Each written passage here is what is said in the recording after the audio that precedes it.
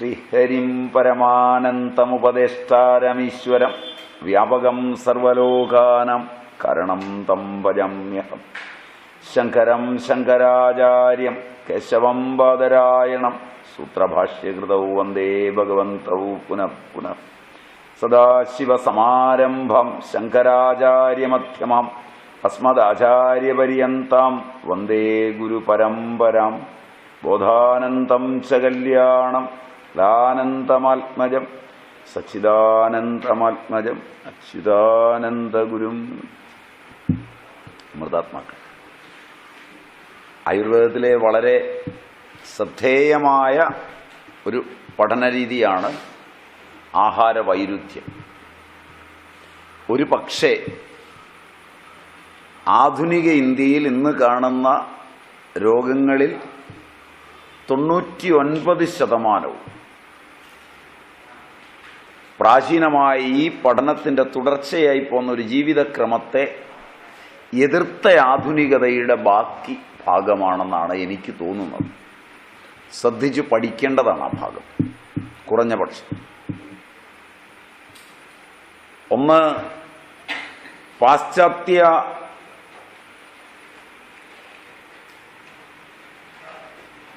ഋതുക്കളും tropical ക്ലൈമറ്റുള്ള Indian ഋതുക്കളും തമ്മിലുള്ള അന്തരം. ലോക മനസാക്ഷിക്ക് ഏറ്റവും അധികം രോഗങ്ങളെ പ്രദാനം ചെയ്യുവാൻ പ്രകൃതി തയ്യാറെടുത്തപ്പോഴാണ് കൊള്ളസംഘങ്ങളായ പോർച്ചുഗൽ, ഡച്ച്, ഇംഗ്ലണ്ട്, ഫ്രാൻസ് ലോകത്തിലേക്ക് യാത്ര തുടങ്ങിയത്. ഈ കൊള്ളസംഘങ്ങളുടെ ആഗമനത്തോടെ ഉണ്ടായ ഒരു വ്യാവസായിക പുരോഗതി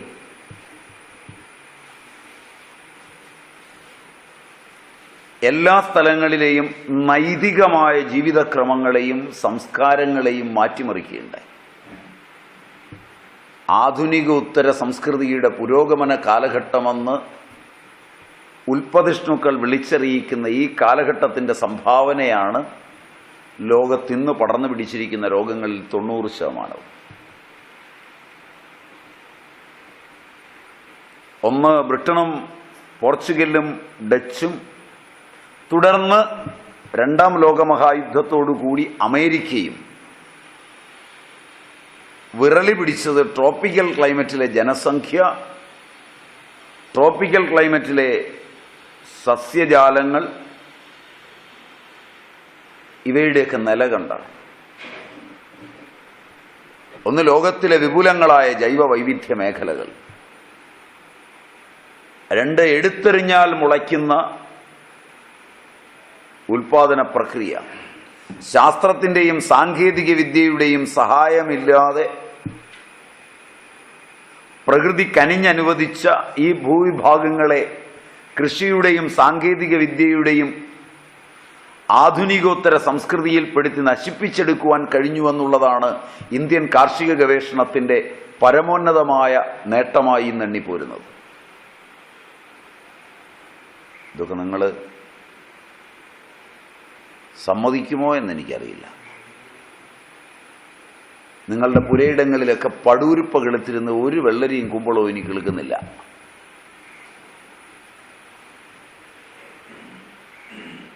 ഇതിലിരിക്കുന്ന 50 വയസ്സുള്ള ആളുകളുടെ കുട്ടിക്കാലങ്ങളിൽ 100 വെള്ളരിക്കയും 100 കുമ്പളങ്ങയും വരെയൊക്കെ പറമ്പിൽ നിന്ന് ആരും നടാതെ പറിച്ചെടുത്തിരുന്നു. ചേമ്പും ചേനയും കാച്ചിലും ഒന്നും നട്ടുവളർത്തിയല്ല പലരും പറിച്ചു തിന്നത്. ഈ കാലങ്ങളൊക്കെ നിങ്ങൾ ഓർക്കുന്നുണ്ടോയെന്ന് എനിക്കറിയില്ല. വിത്തിട്ട് ഒരു പ്ലാവ് പോലും ഈ മണ്ണിൽ ആരും കുഴിച്ചു വെച്ചിരുന്നില്ല എന്നുള്ളത് സത്യമാണ്. ആഞ്ഞിലി, പ്ലാവ്, തേക്ക്, ഈട്ടി ഇവയൊന്നും മനുഷ്യൻ കുഴിച്ചു വെച്ച് ഉൽപ്പാദിപ്പിച്ചവയായിരുന്നില്ല. ഇല്ല. വരിക്കപ്ലാവ് കിട്ടാൻ വേണ്ടി അപൂർവമായി വല്ല കാരണവന്മാരും, മിക്കവാറും വരിക്കപ്ലാവും കൂഴപ്ലാവും ഒക്കെ തന്നെ ഇഷ്ടം പോലെ കിളുത്തു വരും. ഇനി വരിക്കപ്ലാവിന് വേണ്ടി വരിക്കപ്ലാവിൻ്റെ കുരു ഇട്ടാലും കൂഴപ്ലാവാണ് ഉണ്ടാവുക. അതുകൊണ്ടാണ് ഞാൻ അങ്ങനെ പറഞ്ഞേ. അതിൻ്റെ ഇലയ്ക്ക് കർണിതമാണെങ്കിൽ മാത്രമേ വരിക്കയാവുള്ളൂ. അതറിയാവുന്നവർ ചുരുക്കവുമാണ്. അതെ, നടുക്ക് പൊളന്നത് വരിക്കയും സൈഡിൽ പൊളന്നത് കൂഴയുമാണ്. അതൊക്കെ അറിഞ്ഞു തന്നെയാണ് പറഞ്ഞത്. അതറിയാവുന്നവർ വളരെ വിരളമാണ്. എന്നിട്ട് വേണ്ടേ കുഴിച്ചിടാൻ. പക്ഷെ എന്ത് തന്മയിത്വമായി വളർന്ന ഈ സംസ്കൃതിയെ, അതുപോലെ പശുക്കൾ അറിയാം, ഇല കർണിതമായിരിക്കും, മറ്റതിൻ്റെ ഇല കർണിതമായിരിക്കില്ല. ഒരു വെട്ടുണ്ടാവും, വെട്ടുള്ള ഇലയുള്ളത് വരിക്കയായിരിക്കും. ചെറുപ്പത്തിൽ ആദ്യത്തെ ഒരു 3-4 ഇല. ആദ്യം ചെറിയ എളുപ്പം. ആ വെട്ട് വരുന്നതിന് കാരണം ചക്കക്കുരു നടുക്കൂടെ പൊളന്നിരിക്കുന്നതുകൊണ്ട് തന്നെയാണ്. പഴയ ആളുകൾ ഇതൊക്കെ നോക്കിയാണ് ഇത് വളർത്തിയത്. പക്ഷേ കൃഷിശാസ്ത്രകാരന്മാരുടെ രംഗപ്രവേശം, പശുക്കളെയും മറ്റുള്ളവയും നോക്കാനുള്ള മൃഗ ഡോക്ടർമാരുടെ രംഗപ്രവേശം, ഇതൊക്കെ നമ്മുടെ ജനകീയ വൈദ്യവിജ്ഞാനത്തെയും ജനകീയ കൃഷിവിജ്ഞാനത്തെയും ഒക്കെ തകർത്ത് കളഞ്ഞു എന്നുള്ളത് വസ്തുതയാണ്. തിരിച്ചു കൊണ്ടുവരാൻ പ്രയാസമുള്ള വിധം. ഇത് ആസൂത്രിതമാണ് എന്ന് നിങ്ങൾ ധരിച്ചില്ല. ഇന്ത്യയിൽ ആസൂത്രിതമായി നടന്നിട്ടുള്ള കുറേ പദ്ധതികളുണ്ട്. ഒന്ന്, മനുഷ്യന്റെ ആരോഗ്യത്തെ കരുതിയാണ് 10 ഏക്കറിന് 1 ഏക്കറെങ്കിലും കാട് വേണമെന്നുള്ള കാവുകളുടെ സങ്കല്പം ഇന്ത്യയിൽ രൂപാന്തരപ്പെട്ടത്. ഒരു കാവ് രൂപകൽപ്പന ചെയ്യുമ്പോൾ അതിനകത്ത് പുറ്റുണ്ടാവണം. ഒരു ഏരിയയിലെ ജീവിതത്തെ മിന്നലിൽ നിന്ന് രക്ഷിക്കുക മാത്രമല്ല, പുതിയ ജനുസ്സുകളെ സൃഷ്ടിച്ചിരുന്നതും പുറ്റാണ്. ഇനിയും ആ പഠനം പൂർണ്ണമല്ല. ലോകത്ത് ഏറ്റവും അധികം മിന്നൽ രക്ഷാജാലകമായി പ്രവർത്തിക്കുന്നത് പുറ്റാണ്, മൺപുറ്റാണ്. വലിയ ചെതൽപ്പുറ്റ് കണ്ടിട്ടില്ലേ? ആ സാധനമാണ് ഏറ്റവും കൂടുതൽ എർത്ത് ചെയ്യുന്നത്. അത് കഴിഞ്ഞേ ആല് പോലും ഉള്ളൂ. മിന്നൽ വന്ന് അവിടെയാണ് അടിക്കുക. മാത്രമല്ല അത് കൂമ്പിയാ നിൽക്കുക. നിങ്ങൾ നശിക്കുകയല്ല ചെയ്യുക, അതിന് ചിറക് മുളയ്ക്കുക ചെയ്യുന്നു. ചിറക് മുളയ്ക്കുക മാത്രമല്ല, മിന്നൽ അവിടെ അടിക്കുമ്പോൾ പുതിയ ജനുസുകൾ ഉണ്ടാവും. വലിയൊരു മുട്ടേഷനാണ് നടക്കുന്നത്.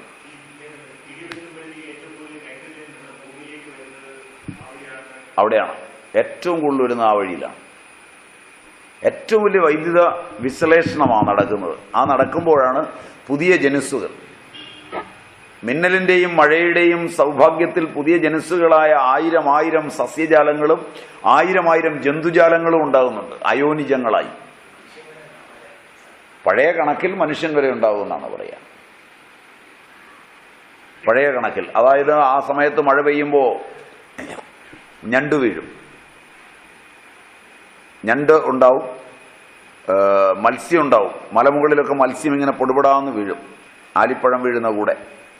അപ്പോൾ അവിടുത്തെ വല്യമ്മമാർ ചിലർ പറയും, കുഞ്ഞുങ്ങളെല്ലാം കരയുന്നുണ്ടോ നോക്കാൻ. ഉണ്ടെങ്കിൽ മനുഷ്യൻ വരെ ഉണ്ടാവും. ആദ്യമായിട്ട് കേൾക്കുകയാണ്. പ്രകൃതിക്ക് ഇങ്ങനെ സൃഷ്ടിക്കാനുള്ള കഴിവുണ്ട്. ഈ കാണായ സസ്യജാലങ്ങളൊക്കെ സൃഷ്ടിക്കുന്ന എവിടുന്നാണ്? നിങ്ങളെ പഠിപ്പിച്ച ശാസ്ത്രവും ഞാൻ പഠിച്ച ശാസ്ത്രവും തമ്മിലുള്ള അന്തരം വളരെ വലുതാണ്.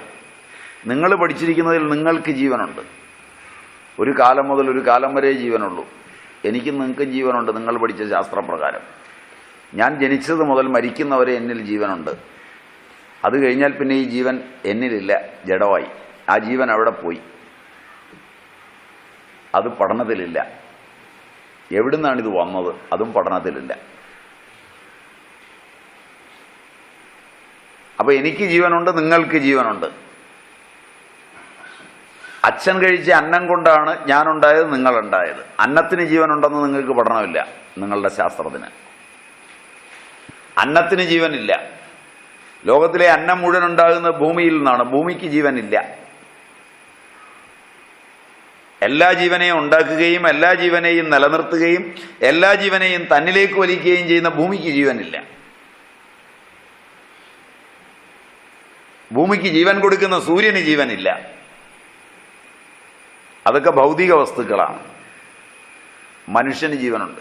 ഈ പഠിപ്പിൽ എന്തോ പന്തികേടില്ലേ? ഞാൻ പറയുന്നത് വട്ടാണെങ്കിൽ ക്ഷമിക്കണം. ഈ പഠിപ്പിൽ എന്തോ പന്തികേടില്ലേ? അവിടെയാണ് പ്രശ്നം. ഇവിടെ ഭൂമിക്ക് ജീവനുണ്ട്, ചന്ദ്രന് ജീവനുണ്ട്, സൂര്യന് ജീവനുണ്ട്, മനുഷ്യന് ജീവനുണ്ട്. ഇതിനൊക്കെ ബുദ്ധിയുണ്ട്, അതിന് ഇഷ്ടാനിഷ്ടങ്ങളുണ്ട്. നിങ്ങളിൽ ഒരാളൊരു സസ്യത്തിൻ്റെ അടുക്കൽ കൂടെ പോയിട്ട് വീട്ടിൽ വന്ന് ആ പോയ സമയം മുതൽ മൗനിയായിരിക്കുന്നു. കാരണം അറിയില്ല. പഴയ ആളല്ല, നല്ലപോലെ പ്രവർത്തിച്ചിരുന്ന ആളാണ്. ഒരു സസ്യങ്ങളുടെ ഇടയിൽ കൂടെ ഒന്ന് നടന്നേച്ച് വന്നേ ഉള്ളൂ. നിങ്ങളുടെ കെട്ടുപൊട്ടി. നിങ്ങളിനിയിപ്പോൾ ആരോടും മിണ്ടുന്നില്ല, മൗനിയായി. മരുന്നുകളൊന്നും കഴിച്ചിട്ട് മാറ്റം വരുന്നില്ല. മരണം വരെ നിങ്ങൾ പിന്നെ ആരുമായി ഇടപെടാതെ അന്തർമുഖനായി തീർന്നങ്ങ് മരിച്ചു.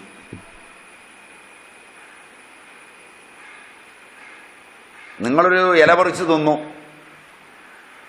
നിങ്ങളുടെ ഒരു അവയവം എന്നേക്കുമായി പോയി, തിരിച്ചു വന്നില്ല. അവ പ്രതികരണമില്ലാത്തവയാണെന്ന് എങ്ങനെയാ പറയാം? അതേ ഇല വേറൊരുത്തം തിന്നു, അവന് കുഴപ്പമില്ല.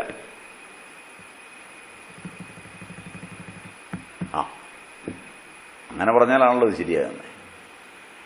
നിങ്ങളോട് പ്രതികരിക്കാനോ അവനോട് പ്രതികരിക്കാതിരിക്കാനും പറ്റിയൊരു ശത്രുത, അത് പുലർത്തത്തക്ക വിധത്തിലൊരു ഇന്റലിജൻസ് അതിലുണ്ടെങ്കിൽ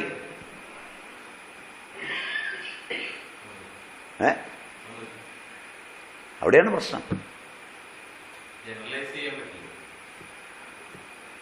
എനിക്ക് തോന്നുന്നത് സൂക്ഷ്മമായി അവിടെയാണ് ഒരേ സാധനം തന്നെ കുട്ടി ഉണ്ടാകാനും കുട്ടി ഉണ്ടാകാതിരിക്കാനും പ്രവർത്തനക്ഷമമാകുന്നുവെങ്കിൽ അതിൻ്റെ ഇന്റലിജൻസ് അംഗീകരിക്കേണ്ടി വരും നിങ്ങളുടെ ഇന്റലിജൻസിനേക്കാളെ. അഥവാ നിങ്ങളുടെ ഇന്റലിജൻസും അതിൻ്റെ ഇന്റലിജൻസും തമ്മിലുള്ള ധാരണ മാത്രമാണ് ഇവിടുത്തെ ജീവിതം. അത് പഠിക്കാനായിരുന്നു ഭാരതം മെനക്കെട്ടത് മുഴുവൻ.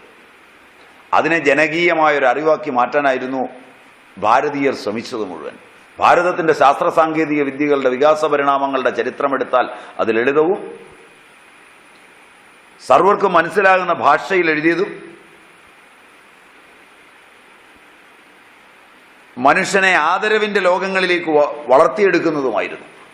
ഒരു ചെടിയെ ആദരിക്കാൻ, ഒരു പശുവിനെ ആദരിക്കാൻ പഠിപ്പിക്കുന്നതായിരുന്നു. പാശ്ചാത്യമായ അറിവ് മുഴുവൻ ഒന്നിനെയും ആദരിക്കാതെ നിരാകരിക്കാൻ പഠിപ്പിക്കുന്നത് മാത്രമായിരുന്നു. അതിൻ്റെ നിരാകരണം വളർന്ന് ഇന്ന് IT എത്തി നിൽക്കുകയാണ്. IT പോകുന്ന നിങ്ങളുടെ മക്കൾ ആരെങ്കിലും നിങ്ങളെ അച്ഛാന്ന് വിളിക്കുമോ? IT പഠിച്ചു കഴിഞ്ഞാൽ അച്ഛാന്ന് വിളിക്കുമോ? മിസ്റ്റർന്ന് പോലും ചേർത്ത് വിളിക്കുമോ? നാരായണൻ എന്നേ വിളിക്കുകയുള്ളൂ, ഗോപാലൻ എന്നേ വിളിക്കുകയുള്ളൂ. കൂടെ ജോലി ചെയ്യുന്ന 80 വയസ്സുള്ള 70 വയസ്സുള്ള മാനേജരെയും റീജിയണൽ മാനേജരെയും കയറി സാർന്ന് വിളിക്കുമോ? വിളിക്കരുതെന്ന് നിയമമാണ്. സർ എന്ന് പറഞ്ഞാൽ സ്ലേവ് ഐ റിമൈൻ എന്നാണ് അതിൻ്റെ അർത്ഥം. I remain. അതുകൊണ്ട് സാർന്ന് ആരെയും വിളിച്ചുകൂടാ. അത് അടിമത്തത്തിൻ്റെ ലാംഗ്വേജാണ്. അടിമയായ ഞാൻ അങ്ങയുടെ മുമ്പിൽ നിൽക്കുന്നുവെന്നോ? അതാണ് അതിൻ്റെ ഫുൾ ഫോം. ആദ്യമായിട്ട് കേൾക്കുക. IT പിള്ളേരാരും ഇല്ല ഇതിനകത്ത്.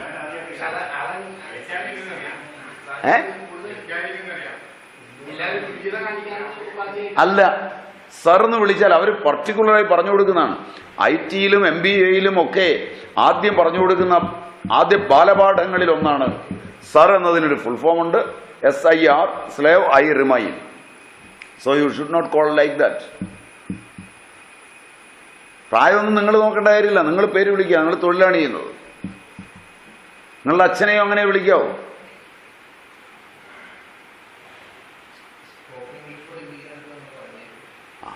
അതുകൊണ്ട് കേട്ടു കേട്ടു.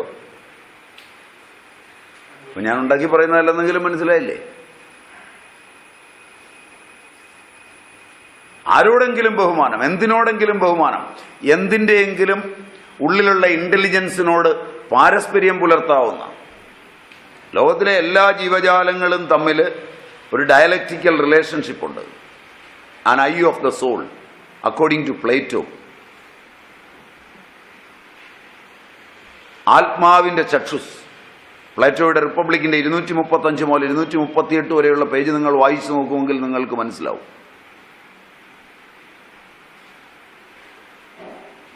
ആധുനിക ശാസ്ത്രവും സാങ്കേതിക വിദ്യയും ആദ്യവസാനം അതിൻ്റെ എതിരാളിയാണ്.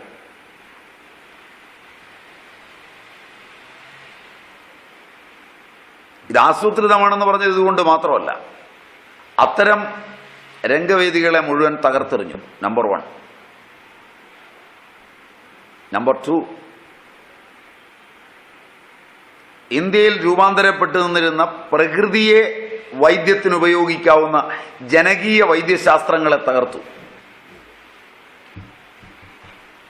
കാരണം ഇന്ത്യയെ വരട്ടിയ 2 രോഗങ്ങളായിരുന്നു പോർച്ചുഗീസുകാരുടെ ആഗമനത്തിൽ ഗൊണേറിയയും സിഫിലിസും. മാരകമായ വൈറൽ രോഗങ്ങളാണ്.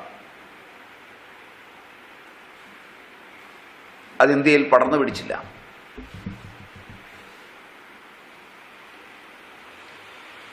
ഇന്ത്യൻ സ്ത്രീകളിലോ പുരുഷന്മാരിലോ അത് വർദ്ധിച്ചില്ല. ഇത് പോർച്ചുഗീസുകാരെ, ബ്രിട്ടീഷുകാരെ, ഇന്ത്യയിലെ ആധുനിക പഠിതാക്കളെ, ഇന്ത്യയിലെ ആധുനിക ഗവേഷകന്മാരെ ചില്ലറയൊന്നുമല്ല വേദനിപ്പിച്ചത്. ഇന്ത്യയുടെ കൺട്രി ഡ്രഗ്സ്, നാടൻ മരുന്നുകൾ, ഇന്ത്യൻ ആരോഗ്യത്തെ നിലനിർത്തുമ്പോൾ ഇറക്കുമതി ചെയ്ത മരുന്നുകൾക്ക് പ്രാധാന്യം കുറയുന്നുവെന്ന് കമ്പനികൾ വിലപിച്ചു. ഇന്നും എൻ്റെ അറിവ് ശരിയാണെങ്കിൽ ഇന്ത്യയിൽ ഉപയോഗിക്കുന്ന നാടൻ അങ്ങാടി മരുന്നുകളുടെയും പച്ചമരുന്നുകളുടെയും 1000-1 താഴെ മാത്രമേ ആധുനിക മരുന്നുകൾ ഇന്ത്യയിലേക്ക് ഇറക്കുമതി ചെയ്യുന്നുള്ളൂ.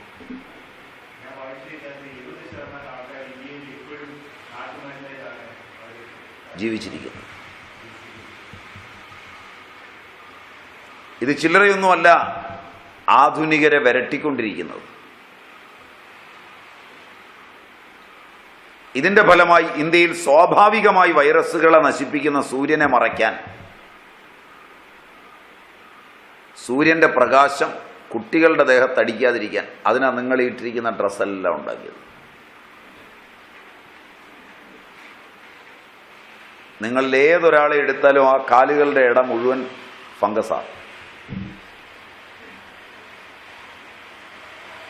ദിവസേന 4-5 ഓയിൻമെന്റ് മാറി മാറി പുരട്ടിയാലും ചൊറിച്ചിൽ നിൽക്കില്ല. ഇന്ത്യയിൽ ഒരുത്തൻ്റെ പോലും ഗുദമോ കക്ഷമോ ഗുഹ്യപ്രദേശങ്ങളോ മാരകമായ വൈറസുകളാലോ അമീബകളാലോ ബാക്ടീരിയകളാലോ ഫംഗസുകളാലോ ഇത്രയേറെ വികൃതമായിരുന്ന ഒരു കാലഘട്ടം ഉണ്ടായിട്ടില്ല.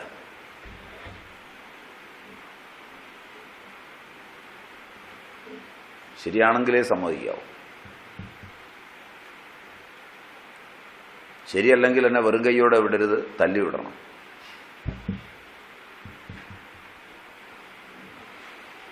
നിങ്ങൾ വിദ്യാഭ്യാസമുള്ളവരാണ്, നിങ്ങൾക്ക് ആലോചിക്കാം. കഴിഞ്ഞ 50 വർഷത്തെ ചരിത്രം എടുത്തു നോക്കിയാൽ 25 വർഷത്തെ ചരിത്രം ഇവിടെ ഇരിക്കുന്നവർക്ക് മുഴുവൻ ഏതാണ്ട് അറിയാം. കഴിഞ്ഞ 25 വർഷമായി നോക്കിയാൽ ഹാർട്ട് അറ്റാക്ക് എത്രയാണ് കൂടുന്നത്?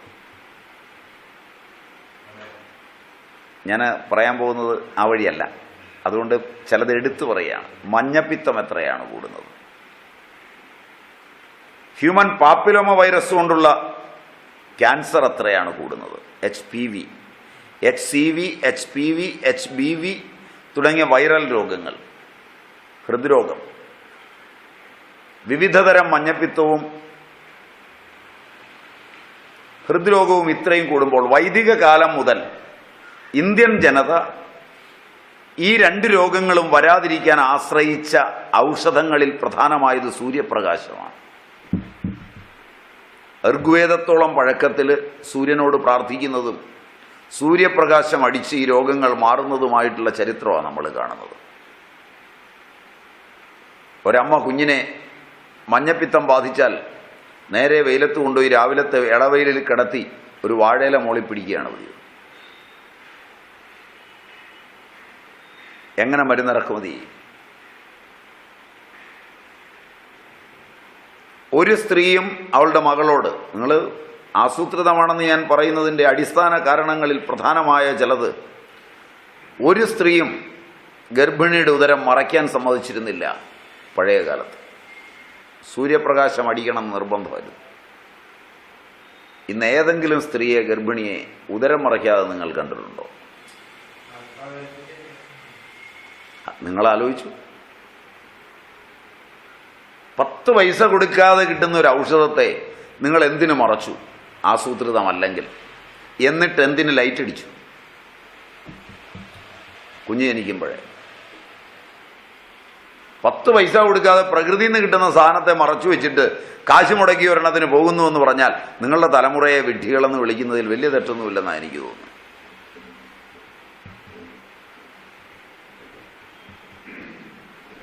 ഇതൊക്കെ ആസൂത്രിതമാണെന്നാണ് ഞാൻ വിചാരിക്കുന്നത്. ഒരു കുഞ്ഞ് പ്രകൃതിയാ ജനിക്കുമ്പോൾ അത് ഓരോ ഗ്രാം വീതം കൂടിയാണ് 2 കിലോഗ്രാം വരെയൊക്കെ എത്തുന്നത് പ്രസവ സമയമാകുമ്പോഴേ. ഇതൊരു സ്ത്രീയുടെ പേശികളും ത്വക്കും വേണം താങ്ങി നിർത്താൻ. ഗർഭാശയത്തിൻ്റെ പേശികളും ഉദരത്തിൻ്റെ ത്വക്കുമൊക്കെ വേണം ഇതിനെ താങ്ങി നിർത്താൻ.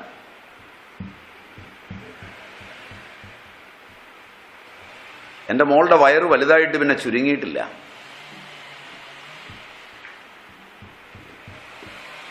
എൻ്റെ മോൾക്ക് 35 ആയുള്ളൂ. ഒന്നേ പ്രസവിച്ചുള്ളൂ, ഒരു കുഞ്ഞിനെ പ്രസവിച്ചുള്ളൂ. ഇപ്പം യൂട്രസ് ഇറങ്ങി താഴേക്ക് വരികയാണ്.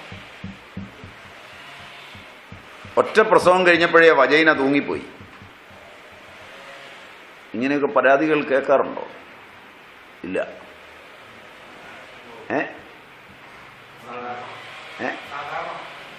ഒന്നേ പ്രസവിച്ചുള്ളൂ. എൻ്റെ അമ്മ 10 പ്രസവിച്ചതാണ്, ഒരു ജാഥയ്ക്കുള്ള പിള്ളേരെ. വജൈന തൂങ്ങിയില്ല. 42 വയസ്സിലും 17 വയസ്സുകാരിയുടെ വജൈനയായിട്ട് നടന്നു. യൂട്രസ് ഇറങ്ങി വന്നില്ല.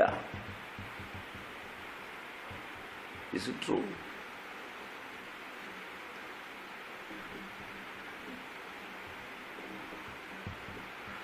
ഞാൻ നിങ്ങളുടെ ശാസ്ത്ര സാങ്കേതിക വിദ്യകളെ നഖശികാന്തം എതിർത്താ പറയുന്നത്, അനുകൂലിച്ചല്ല. ശ്രദ്ധിച്ച് കേൾക്കണം. ഞാൻ മാജിക്കൊന്നും കാണിച്ച് നിങ്ങളെ മയക്കിരുത്തേച്ച് പോവല്ല. ബോധത്തോടുകൂടി കേൾക്കണം. പറയുന്നത് തെറ്റാണെങ്കിൽ തല്ലണം, മറക്കരുത്. ഇല്ലെങ്കിൽ നിങ്ങളും നിങ്ങളുടെ തലമുറയും ഇതുവരെ ചെയ്തതിന് പശ്ചാത്തപിക്കണം.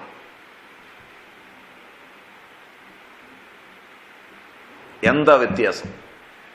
ഓടിച്ചെന്ന് കമ്പനി ഇറക്കിയ പാൻറ്റീസ് വാങ്ങിച്ചിട്ട് പെങ്കൊച്ചിങ്ങോട്ട് വരുമ്പോൾ ഇന്നലെ 1.5 ഉടുത്തത് ഒരു സ്ത്രീ. അത് വലിച്ചു മുറുക്കി ഉടുക്കുമ്പോൾ വയറും യൂട്രസിൻ്റെ പേശികളും മാത്രമല്ല, ആ തോർത്തും അവളുടെ കുഞ്ഞിനെ താങ്ങി നിർത്താൻ ഫലപ്രദമായിരുന്നു. ഒരു തുണി ഉടുക്കുന്നതിൽ വരെ ഒരു വല്യമ്മയ്ക്ക് ആരോഗ്യപരമായ കാഴ്ചപ്പാടുണ്ടെങ്കിൽ ഇന്ന് 5, 10, 15 കൊല്ലം പഠിച്ച ഗൈനക്കോളജിസ്റ്റിനും നിങ്ങളുടെ ആക്ടിവിസ്റ്റുകൾക്കും നിങ്ങളുടെ പ്രവർത്തനങ്ങൾക്കും ആരോഗ്യശാസ്ത്രം അറിയില്ലെന്ന് പറഞ്ഞാൽ നിങ്ങൾക്ക് ദേഷ്യം വരും. വിഡ്ഢിക്കോമരങ്ങൾ വേഷം കെട്ടിയാൽ വൈദ്യശാസ്ത്രമാവില്ല. കമ്മ്യൂണിക്കേറ്റിംഗ് ഇംഗ്ലീഷിൽ പശു ചാണകമിട്ട് പൃഷ്ഠം മൂവ് ചെയ്യുന്നത് പോലെ വർത്തമാനം പറഞ്ഞാൽ ശാസ്ത്രമാവില്ല. ശാസ്ത്ര അനുഭവമാകണം.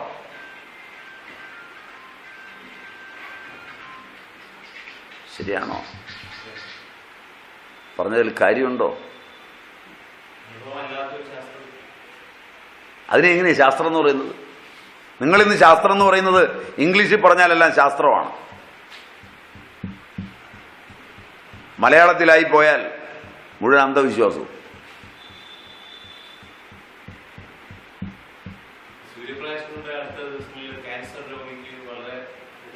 എല്ലാ രോഗത്തിനും ഫലം കിട്ടും. കാരണം വെച്ചാൽ ട്രോപ്പിക്കൽ ക്ലൈമറ്റിൽ ഈ രോഗമൊന്നും വന്നിരുന്നില്ല.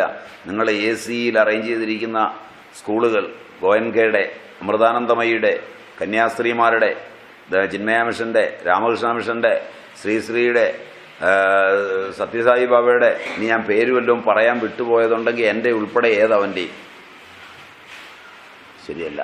കാരണം ഇനി പേര് വിട്ടുപോയെങ്കിൽ നിങ്ങൾ പറയും അതിൻ്റെ ആളായതുകൊണ്ടായിരിക്കും. പിള്ളേരെ AC-യിലിരുത്തി പഠിപ്പിക്കുന്നു. AC-യിലാ വൈറസും അമീബകളും വളരുന്നത്. അമേരിക്കയെയും ഇംഗ്ലണ്ടിനെയും വേദനിപ്പിച്ചിട്ടുള്ള എല്ലാ വൈറസുകളും അമീബകളും ബാക്ടീരിയകളും ഇന്ന് ഇന്ത്യയിൽ ജീവിക്കുന്നു സുലഭമായി. നിങ്ങളുടെ കാറുകളിൽ, നിങ്ങളുടെ AC റൂമുകളിൽ, നിങ്ങളുടെ ഫ്രിഡ്ജിൽ, ഫ്രീസറിൽ. പുറത്തിരിക്കുന്ന ഭക്ഷണ പദാർത്ഥങ്ങൾ കേടുവന്നാൽ അറിയും, എടുത്തു കളയാം. അകത്തിരിക്കുന്നവ കേടുവന്നാൽ അറിയില്ല, അവയിൽ മുഴുവൻ വൈറസുകൾ വളരുകയാണ്, അമീബകൾ വളരുകയാണ്. ഫ്രിഡ്ജിൽ വെച്ചത് നിങ്ങൾ കഴിക്കുന്നുണ്ടോ, നിങ്ങൾ രോഗിയാവും. ഫ്രിഡ്ജ് അണുനാശകമല്ല.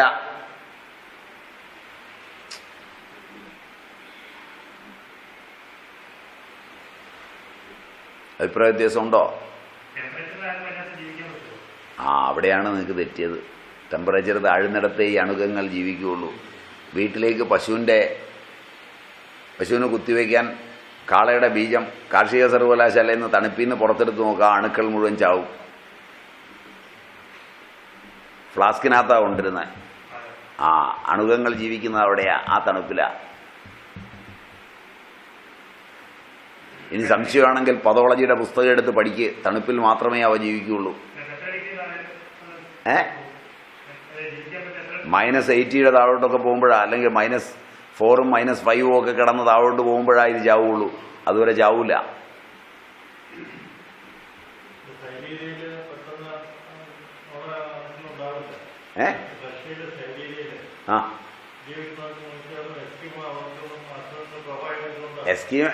എസ്കീമയ്ക്ക് ഉണ്ടാവില്ല എന്ന് ശരി, അമേരിക്കയിൽ ഉണ്ടാവുമെന്ന് പോയി പഠിച്ചു നോക്കും. അവിടെയും തണുപ്പാണല്ലോ, സൂര്യനേ ഇല്ലല്ലോ. ഇംഗ്ലണ്ടിലുണ്ടാവുമെന്ന് നോക്ക്. ലോകത്തിലെ വൈറസുകളുടെയും അമീബകളുടെയും ബാക്ടീരിയകളുടെയും പേരിലുണ്ടായിട്ടുള്ള മരുന്നുകൾ ഏതൊക്കെ രാജ്യങ്ങളിൽ നിന്ന് വന്നിട്ടുണ്ടെന്ന് നോക്കിയാൽ തണുപ്പ് രാജ്യങ്ങളിൽ മാത്രമാണ് അവയുടെ ഗവേഷണം.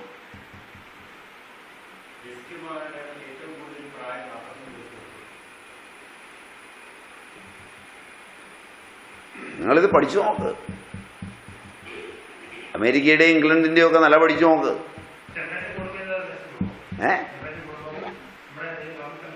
സൂര്യപ്രകാശം അടിക്കുന്നുണ്ട് പല അണുക്കളും നശിക്കും.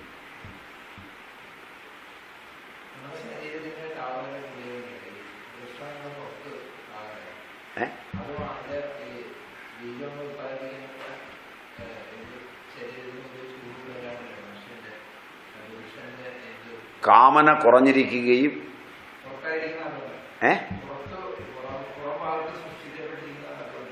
തീർച്ചയായും. മാത്രമല്ല കാമന കുറഞ്ഞിരിക്കുകയും, ഉഷ്ണമേഖലാ രാജ്യങ്ങളിൽ കാമന കുറയുകയും അതേസമയം തൊട്ടുപോയാൽ കുട്ടിയായി തീരുകയും ചെയ്യും.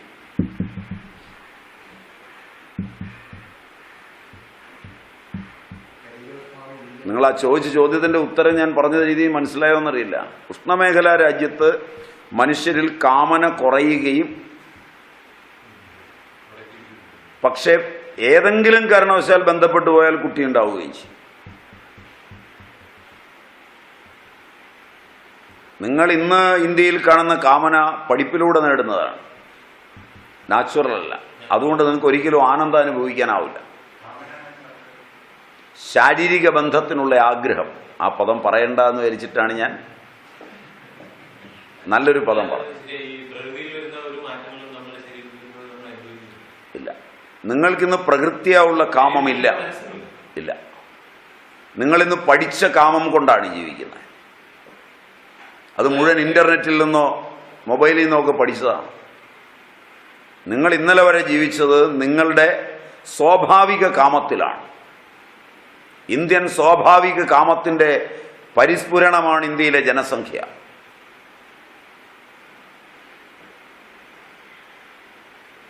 ഇന്ത്യയിൽ പ്രകൃതി വിരുദ്ധങ്ങളായ കാമങ്ങൾ പാശ്ചാത്യ രാജ്യങ്ങളെ അപേക്ഷിച്ച് വളരെ വളരെ കുറവാണ്.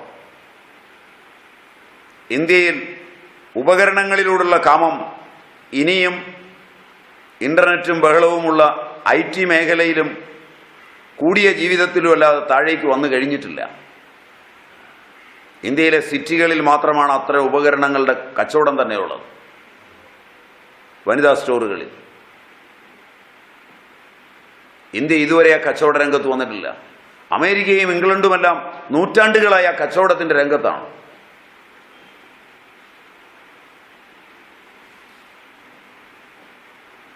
പറയുന്നതൊക്കെ അടി വരച്ച് കേൾക്കാം. തെറ്റ് പറഞ്ഞുവെങ്കിൽ തല്ലാം. കാവി ഉടുത്തവനായിരുന്നു പറയുന്നത്. ഞാൻ പറയരുതാത്തത് തന്നെയാണ് ഞാൻ പറയുന്നത്.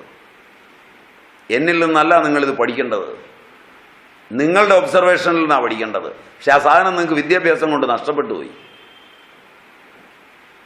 നിങ്ങൾക്ക് നോക്കി പഠിക്കാൻ അവസരങ്ങൾ നഷ്ടപ്പെട്ടു. ഞാൻ നോക്കിയതും കണ്ടതുമാണ് ഞാൻ പറഞ്ഞത്. തെറ്റാണെന്ന് തോന്നിയാൽ ഒരു മയവും വേണ്ടതല്ലാം. നിങ്ങളുടെ കുട്ടികളെല്ലാം വളരുന്നത് ഇതിൻ്റെ ഉപകരണങ്ങളുടെയും ബഹളങ്ങളുടെയും ലോകത്താണ് വിദ്യാഭ്യാസം കൊണ്ട്. അതുകൊണ്ട് 30-20 വയസ്സാവുമ്പോഴേക്ക് വാർദ്ധക്യം വരികയും സകല രോഗങ്ങളുടെയും അടുക്കലെത്തുകയും ജീവിക്കാൻ കൊള്ളുകയില്ലാത്തവരായി തീരുകയും ചെയ്യുന്നു നിങ്ങൾ വിദ്യാഭ്യാസത്തിന് അയച്ചു എന്നുള്ളത് വസ്തുതയാണ്. ആക്ടിവിസ്റ്റുകൾ എന്തു പറഞ്ഞാലും.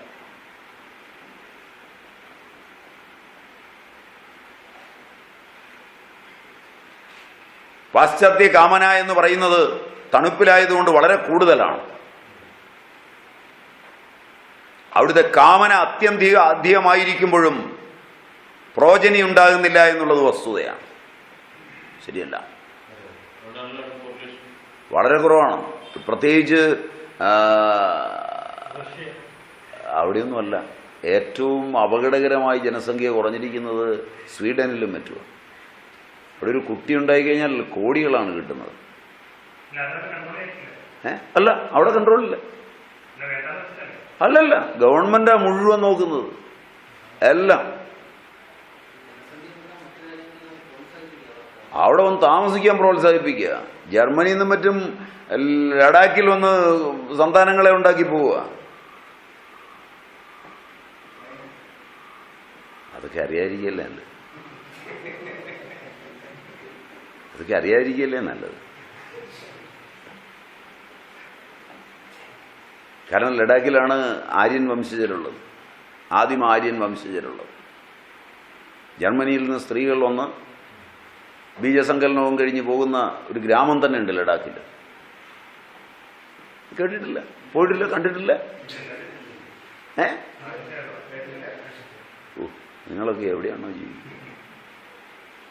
ഞാൻ തന്നെ ഭേദം. ഗാർഹസ്ഥ്യം സ്വീകരിച്ചില്ലെങ്കിൽ, ഗൃഹസ്ഥനായില്ലെങ്കിലും ഞാനാണ് നിങ്ങളെക്കാൾ ഭേദം. ശരിയല്ല?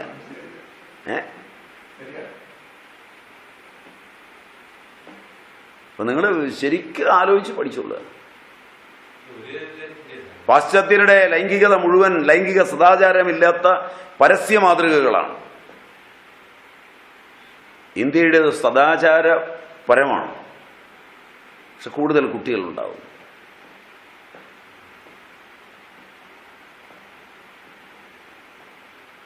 പാശ്ചാത്യ സദാചാര വിരുദ്ധങ്ങളായ മാതൃകകളിലേക്ക് നീങ്ങിയപ്പോൾ കേരളം 60% വന്ധ്യതയിലേക്ക് മാറിയിരിക്കുന്നു.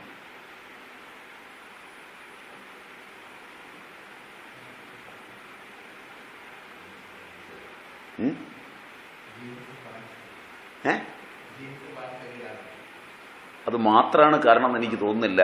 ലൈംഗിക സദാചാരം ഒരു വലിയ കാരണമാണെന്ന് എനിക്ക് തോന്നുന്നു. ബ്രോയിലർ ചിക്കൻ മുതലായ ഭക്ഷണങ്ങൾ മറ്റൊരു കാരണമാണെന്ന് തോന്നുന്നു. പുരുഷവന്ധ്യത കേരളത്തിൽ 60% കടന്നിരിക്കുന്നു. അല്ല, പുരുഷവന്ധ്യത കൂടുതലാണ്. അതിൻ്റെ അപകടം അടുത്ത നൂറ്റാണ്ടിൽ നിങ്ങൾ അനുഭവിക്കും. വളരെ അപകടമായി.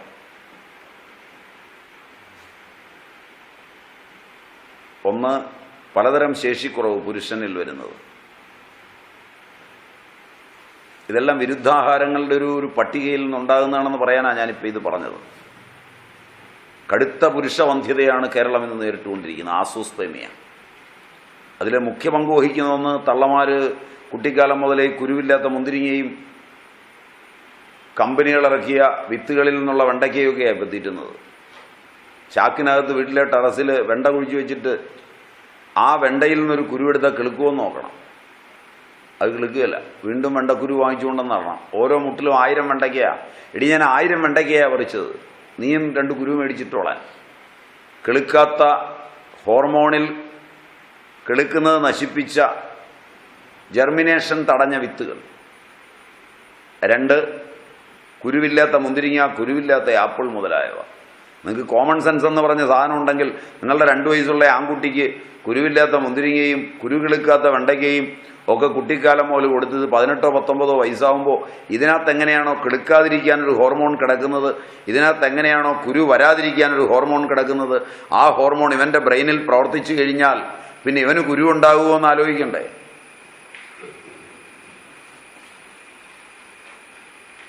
എൻ്റെ സങ്കേതം ശരിയല്ലാന്ന് തോന്നുന്നു.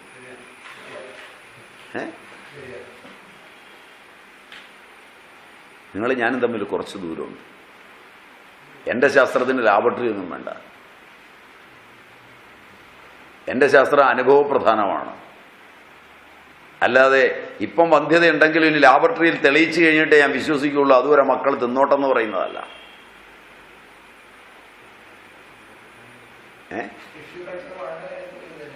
തീർച്ചയായും ഉണ്ടാവണ്ടേ, തീർച്ചയായും ഉണ്ടാവണ്ടേ.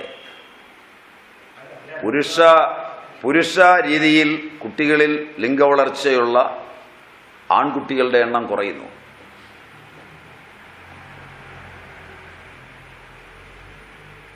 പുരുഷ ഹോർമോണുകളുടെ ആധിക്യത്തിൽ വരുന്ന മീശ മുതലായവ ആൺകുട്ടികളിൽ ഇല്ലാതെ വരുന്നു. പുരുഷ ഹോർമോണുകൾ സ്ത്രീകളിൽ ആധിക്യേന പ്രവർത്തിക്കുന്നു, മീശ മുളയ്ക്കുന്നു. Am I right? ഹോർമോണിന്റെ ഇംബാലൻസ്.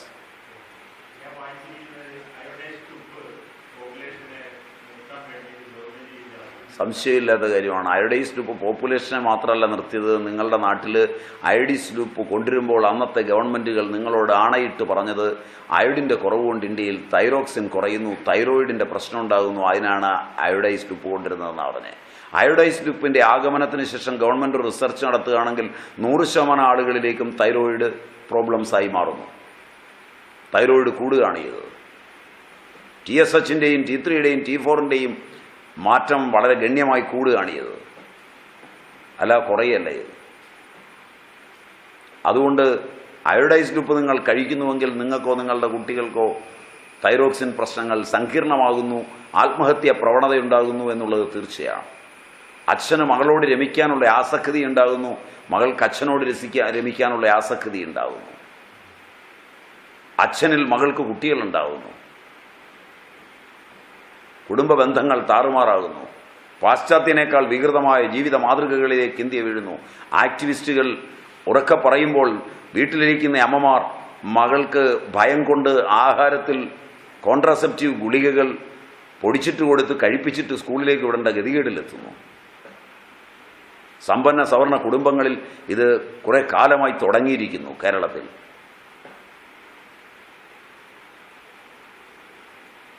ഞെട്ടലോടെ കേരളം കേൾക്കേണ്ടതാണ് ഞാൻ ഈ പറഞ്ഞതൊക്കെ. പറഞ്ഞൊക്കെ സത്യമാണെന്ന് തെളിയിക്കാൻ എൻ്റെ കയ്യിൽ രേഖകളുണ്ട്.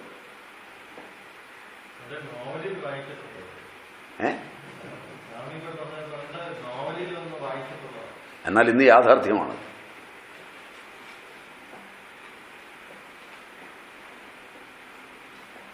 ഇതിൻ്റെയൊക്കെ പേരാണ് നിങ്ങൾ പുരോഗതി എന്ന് നാമകരണം ചെയ്യുന്നത്. ഇതൊക്കെ ആസൂത്രിതമാണെന്നാണ് ഞാൻ പറഞ്ഞത്. ഇന്ത്യൻ ബുദ്ധിജീവികളെ മുപ്പാടും പിടിക്കുകയും അവർക്ക് ബുദ്ധിജീവി എന്ന പേര് നൽകുകയും അവരെ ചേർത്ത് വെച്ച് പഴമയോട് എതിർക്കാൻ പ്രേരിപ്പിക്കുകയും ആ എതിർപ്പിലൂടെ യുവത്വത്തെ സംഘടിപ്പിക്കുകയും ചെയ്ത് കൃത്രിമമായി ഉണ്ടാക്കിയ ഒരു പദ്ധതി മാത്രമാണിതെന്നാണ് ഞാൻ വിശ്വസിക്കുന്നത്.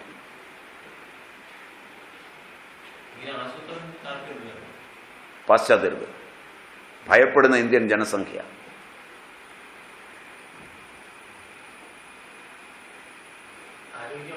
ദേവേന്ദ്രൻ എന്നും ഭയമുണ്ട് ആരെങ്കിലും തപസ് ചെയ്താൽ. മനസ്സിലായില്ല? ഉദാഹരണം അത് മതി എന്നാണ് എനിക്ക് തോന്നുന്നത് മനസ്സിലാകാൻ. ഞാൻ കുറ്റം പറഞ്ഞൊന്നും വേണ്ട. ഇനി നിങ്ങളിൽ ആരെങ്കിലും CIA ആണെങ്കിലോ കുറച്ചു കാലം കൂടെ ജീവിച്ചിരിക്കണമല്ലോ.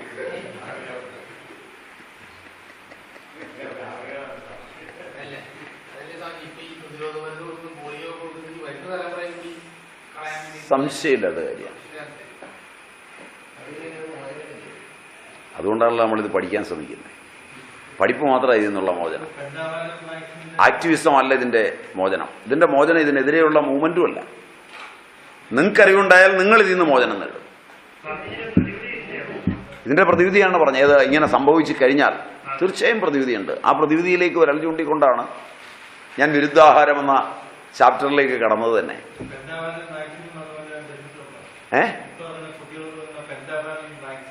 നിങ്ങൾ ഇന്ന് കൊടുത്തുകൊണ്ടിരിക്കുന്ന മരുന്നുകളിൽ പലതും വിരുദ്ധാഹാരങ്ങളുടെ പട്ടികയിൽപ്പെട്ടതാണ്.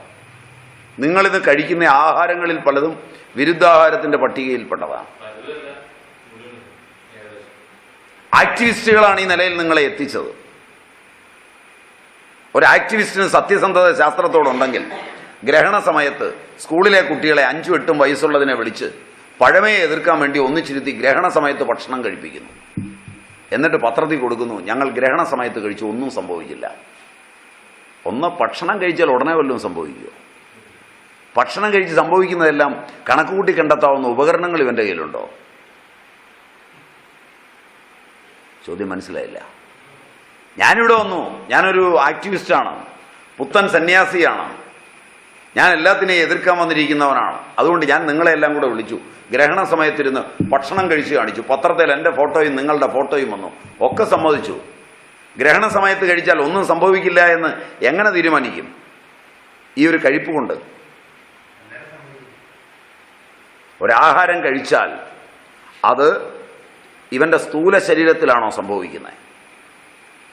ഇവൻ്റെ രസം, രക്തം, മാംസം, മേധസ്, അസ്ഥി, മജ്ജ, ശുക്രം എന്ന ധാതുക്കളിലാണോ സംഭവിക്കുന്നത്? ഇതൊക്കെ പഠിച്ചു നോക്കിയിട്ടാണോ ഒന്നും സംഭവിച്ചില്ല എന്ന് പറഞ്ഞ്? ചോദ്യം മനസ്സിലായില്ല. ഇവനെ മാത്രം പഠിച്ചാൽ മതിയോ? ഇവന്റെ ശുക്രധാതുവിലാണ് മാറ്റം വന്നതെങ്കിൽ ജനിക്കാൻ പോകുന്ന കുഞ്ഞിലാണ് വൈകല്യമെങ്കിൽ എങ്ങനെയാണ് തീരുമാനിക്കുക? 10 പേരിരുന്ന് കഴിച്ച് 10 പേരെ എടുത്ത് അവരുടെ രക്തസാമ്പിളുകൾ പരിശോധിച്ച് അവരുടെ മജ്ജയുടെ സാമ്പിളുകൾ പരിശോധിച്ച് അതിലാർക്കും ഒരു വൈകല്യവും വന്നിട്ടില്ല എന്ന് പറയുമ്പോഴാണ് ശാസ്ത്രം ശാസ്ത്രമായി എണ്ണേണ്ടത്. ആക്ടിവിസ്റ്റ് അങ്ങനെയാണോ ഇതിനെ എതിർക്കുന്നത്?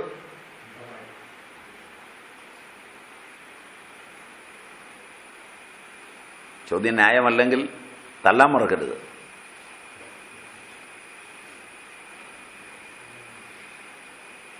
എനിക്ക് വേറൊരു പദ്ധതിയില്ല, തല്ലുകൊള്ളുക എന്നുള്ളതേ ഉള്ളൂ. അതുകൊണ്ട് ഞാൻ ചോദിച്ചത് ന്യായമല്ലെങ്കിൽ നിങ്ങൾ തല്ലണം. ഒരു ദയ എന്നോട് കാണിക്കണ്ട.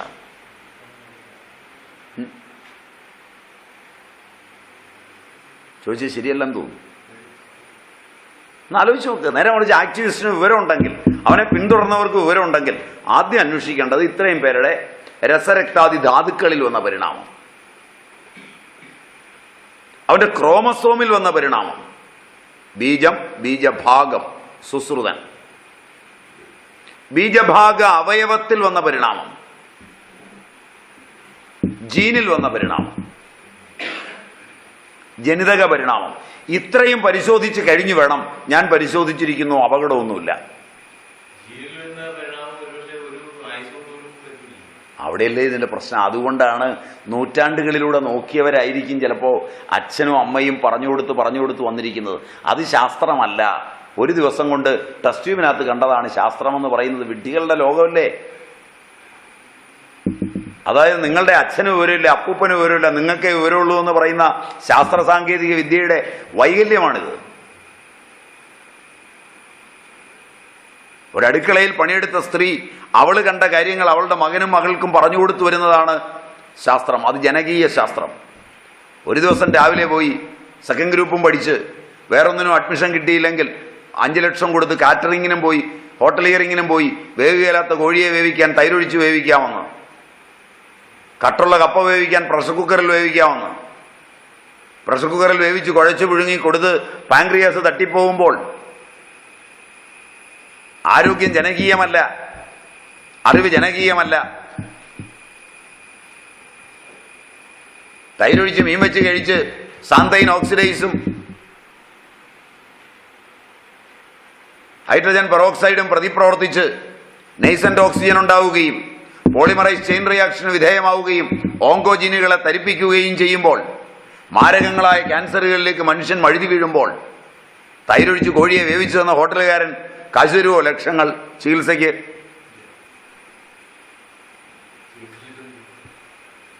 മാറുമോ ചികിത്സിച്ചാൽ?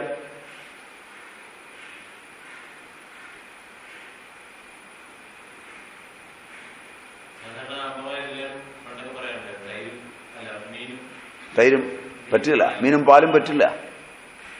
മീനും പാലും വിരുദ്ധമാണ്. അതൊക്കെ നമ്മളിപ്പോൾ പഠിക്കുന്നതിന് മുമ്പ് അതിൻ്റെ ഒരു ജനകീയമായ നില, എത്ര ജനകീയമായാണ് പഠിച്ചിരിക്കുന്നത്. ഓട്ടുപാത്രത്തിനകത്ത് നെയ്യ് കാച്ചി വെച്ചാൽ 8 മണിക്കൂറിനുള്ളിൽ അവസാനം പകർന്നു മാറണമെന്നും ദിവസങ്ങളോളം 8 ദിവസം വെച്ച് കഴിഞ്ഞാൽ അത് വിഷമായിത്തീരുന്നുവെന്നും, വെള്ളോടാണെങ്കിൽ പോലും. അവിടെയാണ് വെള്ളോടല്ലാത്ത ഓടെല്ലാം ഉണ്ടാക്കി മകളുടെ കല്യാണത്തിനൊക്കെ വിട്ട് പക്ഷേ വിഷബാധ ബാധിച്ച് അകത്തു പോകുന്നത്. പഴയ വെള്ളോട്ട് പാത്രങ്ങൾ മുഴുവൻ നിങ്ങൾ വിറ്റു. 350 രൂപ വെള്ളോട്ട് പാത്രത്തിന്, പഴയത് പൊട്ടിയതിന്. പുത്തൻ പാത്രത്തിന് 210 രൂപ. അപ്പം തന്നെ മനസ്സിലാക്കാൻ പാടില്ലേ നിങ്ങളുടെ പാത്രങ്ങളുടെ ക്വാളിറ്റി? മനസ്സിലായില്ല.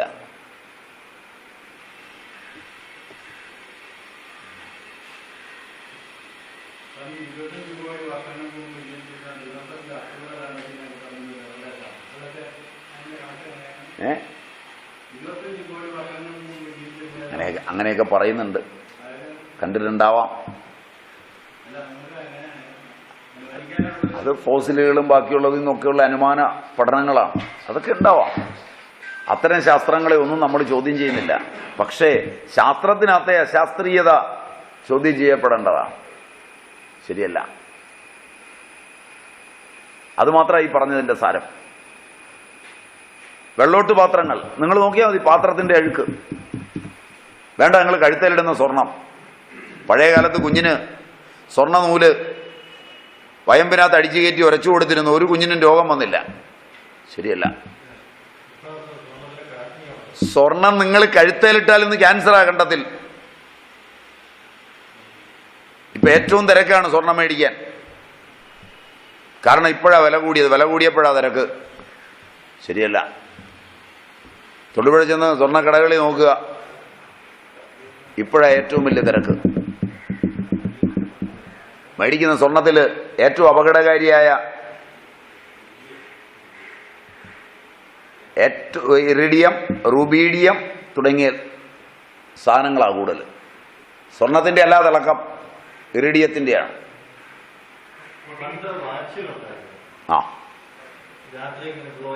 അതെ, ഇപ്പൊ സ്വർണത്തിലാണത് മുഴുവൻ. കഴുത്തെ മേടിച്ചിട്ടാൽ കണ്ട രോഗങ്ങൾ മുഴുവൻ.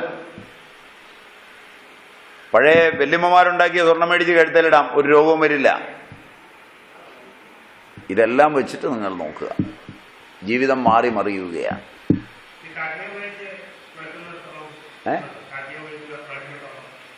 വളരെ അപകടകാരിയാണ്. ത്വക്കുമായി പോലും പ്രതിപ്രവർത്തിക്കുന്നതാണ്. ഇപ്പോഴത്തെ സ്വർണം മേടിച്ച് കഴുത്തേലൊന്നും ഇടാതിരിക്കാനല്ല, പെട്ടിക്കകത്ത് വെക്കുക. പെട്ടിക്കകത്ത് വെക്കുമ്പോഴും സൂക്ഷിക്കുക, പെട്ടിക്ക് രോഗം വരുമെന്നുള്ളത്. അത്ര അപകടകാരിയാണ്. ഇതൊക്കെ നിങ്ങൾക്ക് അന്വേഷിച്ച് നോക്കാം. ഗവൺമെന്റ് സീലുള്ളതാണ്. ഗവൺമെന്റ് സീലുള്ളതാണ്. അതിനകത്താണ്. അത് ശുദ്ധി ചെയ്യാനായിട്ട് ആൽക്കമി നിങ്ങൾക്ക് അറിയാമെങ്കിൽ 100 ഗ്രാം സ്വർണം ഇന്ന് ആൽക്കമിയിൽ ശുദ്ധി ചെയ്തെടുത്താൽ, ആയുർവേദ വിധിപ്രകാരം ശുദ്ധി ചെയ്ത് ഭസ്മത്തിനോ മറ്റുള്ളതിനോ വേണ്ടി എടുത്താൽ 100 ഗ്രാം സ്വർണത്തിൽ നിന്ന് 80 ഗ്രാമിൽ താഴെ കിട്ടും. ബാക്കി മായോ.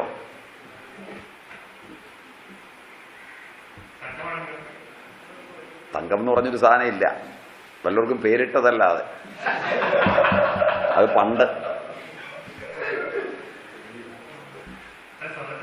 പണ്ടുണ്ടായിരുന്നു. കുതിരപ്പവൻ വാങ്ങിച്ചു കഴിഞ്ഞാൽ തങ്കമാണ് പണ്ട്. അത് തങ്കമായിരിക്കും. അത് തങ്കമായിരിക്കും. ഇപ്പോൾ അവിടെ ഇരിപ്പുണ്ടോന്ന് എങ്ങനെ അറിയാം? IAS കാരൻ വരെ തീയിടുന്ന കാലമാണ്. അവിടെ പാവം പിടിച്ച നമ്പൂതിരി വീട്ടിലെ മകളുടെ കല്യാണം നടക്കാതെ വയറ് നട്ടലിനെ പുലുകി പട്ടിണിയായിട്ടിരിക്കുമ്പോൾ അതിൽ നിന്നൊരു സാധനം എടുത്തുകൊണ്ട് പോയില്ല. അവനെതിരെയാണ് നിങ്ങളുടെ പത്രങ്ങൾ ഇത്രയും കാലം എഴുതിയത്, ബ്രാഹ്മണനെതിരെ. അവനാണ് ചതിയൻ, വഞ്ചകൻ, ഈ നാടിനെ നശിപ്പിച്ചവൻ എല്ലാം. അവൻ്റെ നട്ടലിലും വയറുമായിട്ട് ഒട്ടിപ്പിടിച്ച് നിൽക്കുമ്പോൾ പോലും സത്യസന്ധതയിൽ ജീവിച്ചതിൻ്റെ പേരിൽ ക്രിസ്ത്യാനിയും മുസ്ലിമും ഈഴവനും നായരുമൊക്കെ അടങ്ങുന്നവൻ IAS IPS ഒക്കെ എടുത്ത് ഉദ്യോഗസ്ഥനായപ്പോൾ ആ വിവരം ഒന്ന് പുറത്തെറിഞ്ഞപ്പോൾ പട്ടാളം കാവൽ നിൽക്കണം, ഇല്ലെങ്കിൽ സാധനം അവിടെ ഇരിക്കുകയില്ല.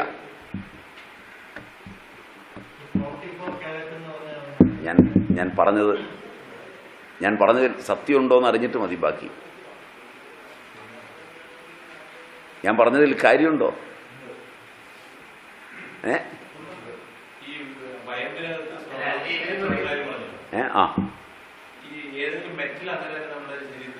കഴിക്കാൻ പറ്റില്ല. സ്വർണം കഴിക്കാം. സ്വർണം മാത്രമാണ് ശരീരത്തിന് ഏറ്റവും ചേർന്ന സാധനം. കഴിക്കാം.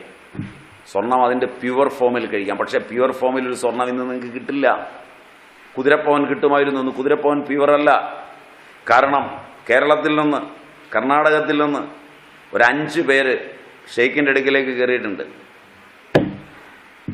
അതോടുകൂടി കുതിരപ്പവൻ എന്ന് പറയുന്നത് പവനേ അല്ലാതായി. അത്രയും മനസ്സിലാക്കിയാൽ മതി. ഷെയ്ഖിനെ വരെ നിയന്ത്രിക്കുന്ന അവരാണ്. മനസ്സിലായില്ല? ഷെയ്ഖ് അവർ പറഞ്ഞാലേ കേൾക്കുള്ളൂ. പറയല്ലോ, പേര് പറയല്ലോ.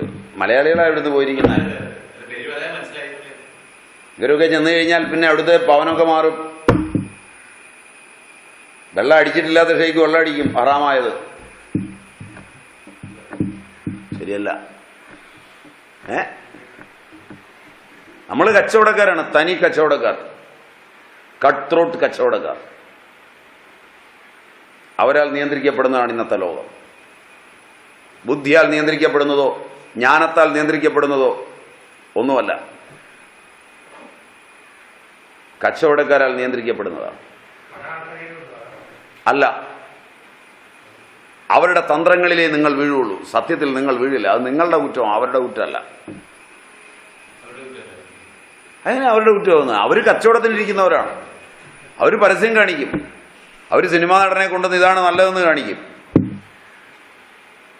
അവർ ക്രിക്കറ്റ് കളിക്കുന്നവനെ കൊണ്ടുവന്നിട്ട് ഇത് നിത്യവും കുടിക്കണമെന്ന് പറയും.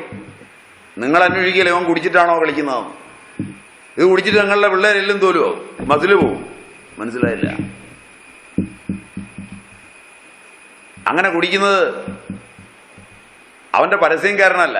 കച്ചവടക്കാരൻ കാശുണ്ടാക്കാൻ നടത്തിയ പരസ്യംകാരനുമല്ല. നിങ്ങളുടെ അച്ഛനും അമ്മയും ഉത്തമരല്ലാത്തതുകൊണ്ടാണ്. ഞാനാ പറഞ്ഞു കേട്ടില്ലാന്ന് തോന്നുന്നു. അത് കേട്ടില്ലാന്ന് തോന്നുന്നു. എൻ്റെ അഭിപ്രായം അതാണ്. ഞാനെന്തിനാ ഇവിടെ ഇല്ലാത്ത അവരെ കുറ്റം പറയുന്നത്?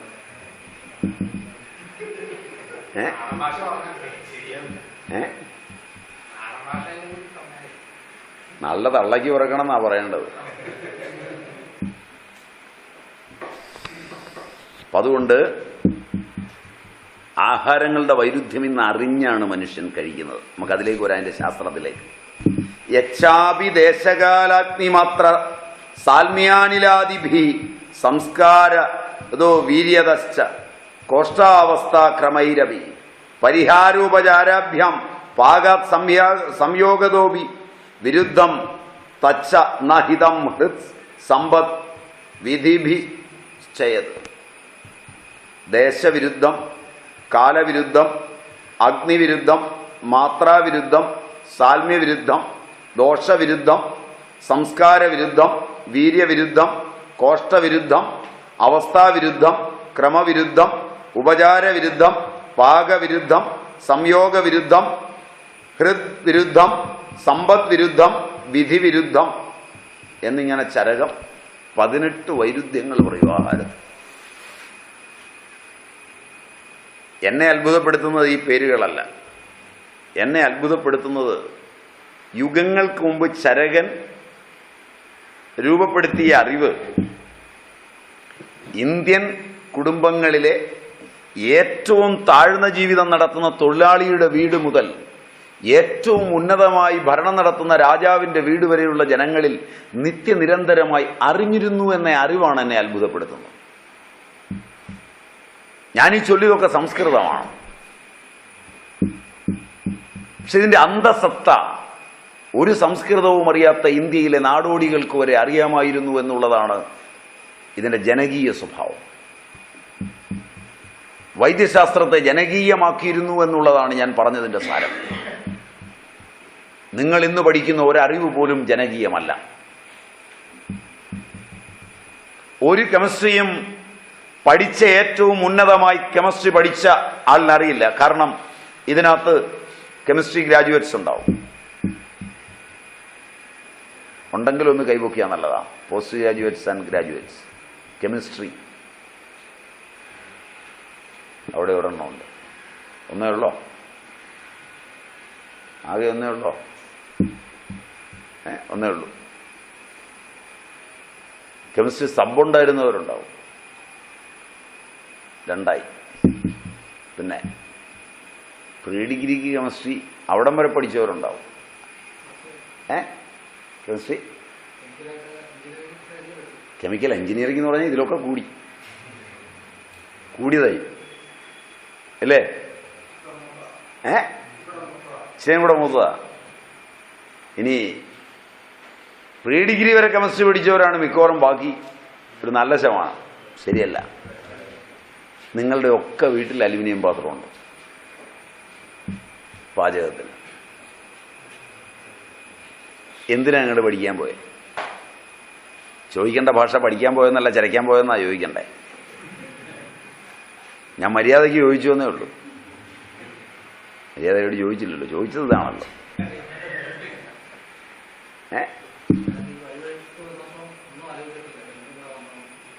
അല്ല, നിങ്ങൾ ശരിക്കും ആലോചിച്ച് നോക്കുക. നിങ്ങളുടെ എല്ലാം വീട്ടിൽ അലുമിനിയം ഉണ്ട്. നിങ്ങൾ മെറ്റലർജിയിൽ അലുമിനിയം പഠിച്ചതാ, പ്രീ ഡിഗ്രിക്ക് വരെ പഠിച്ചതാ. ശരിയല്ല. പ്രീ ഡിഗ്രിയും മെറ്റലർജി ഉണ്ട്. മെറ്റലർജി പഠിച്ച നിങ്ങൾ എങ്ങനെയാണ് അലുമിനിയം പാത്രം ഉപയോഗിക്കുന്നത്? അറിവ് എന്തിനാണ് നിങ്ങൾക്ക്?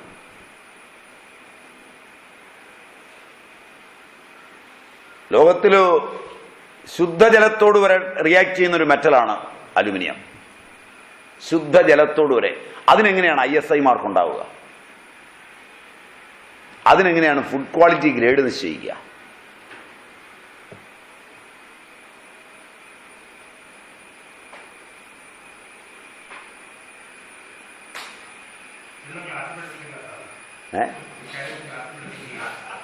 അടുത്ത excuse. It's A lame excuse. നിങ്ങൾ മെറ്റലർജി പഠിക്കുമ്പോൾ വെള്ളത്തോട് റിയാക്ട് ചെയ്യുമെന്ന് പഠിക്കുമോ? അത് ധാരാളമാണ്, അത് ഉപയോഗിക്കാതിരിക്കാൻ. ശരിയല്ല. അവരെന്തിനാ പോയിന്റ് ഔട്ട് ചെയ്യുന്നത്? നിങ്ങൾക്ക് വിവരം ഉണ്ടാവണ്ടേ? പഠിപ്പിച്ചില്ലേ? പഠിപ്പിച്ചില്ലേ? എത്രയും ധാരാളം മതി. കാരണം കോമൺ സെൻസ് എന്ന് പറയുന്ന സാധനം എടുത്തു കളഞ്ഞിട്ടാണ് നിങ്ങളെ പഠിപ്പിക്കാൻ വിട്ടത്, നിങ്ങളുടെ തന്തയും തള്ളയും. കോമൺ സെൻസ് ഉണ്ടെങ്കിൽ അവിടുന്ന് പഠിച്ചിട്ട് വന്നിട്ട് വീട്ടിൽ അച്ഛനും അമ്മയും അറിയാതെ ഒരു അലുമിനിയം പാത്രം വെച്ചാൽ നോ, ഇത് അപകടകാരിയാണെന്ന് പറയേണ്ടതാ. അങ്ങനെ നിങ്ങളുടെ ശാസ്ത്രവികാസം ഇന്നുവരെ ഇല്ല. അച്ഛനും അമ്മയും അലുമിനിയം പാത്രം അരുത് മക്കളെ എന്ന് പറഞ്ഞാൽ നിങ്ങൾക്ക് എന്തറിയാൻ തള്ളയെന്ന് ചോദിച്ച് പഠിപ്പുള്ള പെണ്ണുങ്ങൾ ആ തള്ളയ്ക്കും തന്തയ്ക്കും 2 കൊടുത്ത് അലുമിനിയം പാത്രത്തിൽ തന്നെ പാചകം ചെയ്യും, പ്രഷർ കുക്കറിലോട്ട്. ശരിയല്ല. അപ്പൊ പിന്നെ പോയിന്റ് ഔട്ട് ചെയ്ത് പഠിപ്പിച്ചിട്ട് എന്താ കാര്യം? പഠിക്കാത്ത അവർക്കറിയാം, പഠിച്ചത് നിങ്ങൾക്കറിയില്ല. Is it true? നല്ലപോലെ ആലോചിച്ച് നോക്കുക. ഒരൊറ്റ വീട്ടിൽ അലുമിനിയം കൊണ്ടുള്ളൊരു പാത്രം പണ്ടുണ്ടായിരുന്നില്ല. ഇരുമ്പുണ്ട്. മൺകലങ്ങളും മൺചട്ടികളും കൽച്ചട്ടികളും ഉണ്ട്. ഗ്ലാസ് പാത്രങ്ങളുണ്ട്. സ്റ്റീലും അടുത്ത കാലത്താണ്. സ്റ്റീല് ഫുഡ് ക്വാളിറ്റി ആണെങ്കിൽ 304 ഗ്രേഡ്, 304 ഗ്രേഡും 316 മെഡിസിനൽ ഗ്രേഡ്, ഇത് രണ്ടും കൊള്ളാം. ഇത് നിങ്ങളുടെ വീടുകളിൽ ഒരിടത്ത് പോലും ഇല്ല. ഒരൊറ്റ പാത്രം പോലും ഫുഡ് ക്വാളിറ്റി അല്ല. 304, 316, 316 medicinal grade, 304 food grade. Salem steel.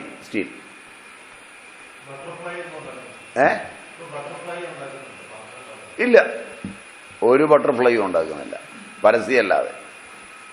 കാരണം സേലം സ്റ്റീൽ ബട്ടർഫ്ലൈ ഉണ്ടാക്കിയിട്ട് നിങ്ങൾക്ക് എത്ര രൂപയ്ക്ക് തരുന്നു? 400 രൂപയാണ് ഫുഡ് ക്വാളിറ്റി ഗ്രേഡ് സ്റ്റീലിൻ്റെ പ്ലേറ്റിന്, തകിടിന് സേലം വില. എങ്ങനെ നിങ്ങൾ പാത്രം വാങ്ങിക്കും?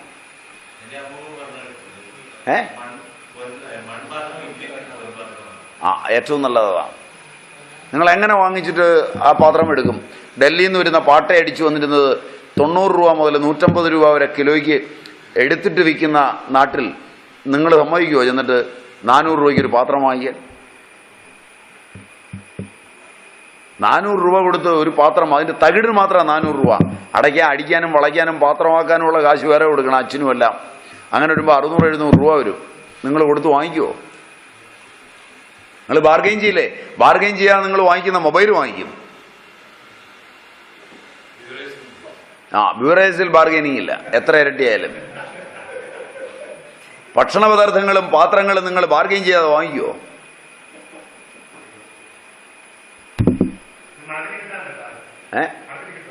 അത്യപൂർവമാണ്. മാർക്കറ്റിൽ കിട്ടും, അത്യപൂർവമാണ്. ഓർഡർ ചെയ്താൽ കൊണ്ടുവരാമെന്ന് പറയും, മറ്റേ സാധനം കൊണ്ട് തന്നിട്ട് ഇതാണ് ഓർഡർ ചെയ്തതെന്ന് പറയും, കാശ് കൂടുതൽ വാങ്ങി. തിരിച്ചറിയാം. ഒരു പീസ് കട്ട് ചെയ്തിട്ട് ടെസ്റ്റിന് അയച്ചാൽ അറിയാം. ഒരുപാട് പ്രഷർ കുക്കറുകൾ സ്റ്റെയിൻലെസ് സ്റ്റീലിൻ്റെ വരുന്നുണ്ട്. അതൊന്നും ഫുഡ് ക്വാളിറ്റി അല്ല. ഫുഡ് ക്വാളിറ്റി ആയിട്ട് വരണമെന്നുണ്ടെങ്കിൽ ചില കമ്പനികൾ പറഞ്ഞിറക്കുന്നുണ്ട്. അപ്പോൾ വില ഇതാണ്.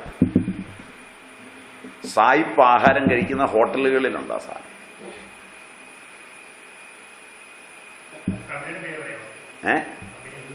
കമ്പനി എല്ലാ കമ്പനിക്കും ഈ 2 ക്വാളിറ്റി ഉണ്ട്. എല്ലാ കമ്പനിക്കും ഡ്യൂപ്ലിക്കേറ്റ് ഇറക്കാനൊരു വിങ്ങും ഒറിജിനൽ ഇറക്കാനൊരു വിങ്ങും ഉണ്ട്.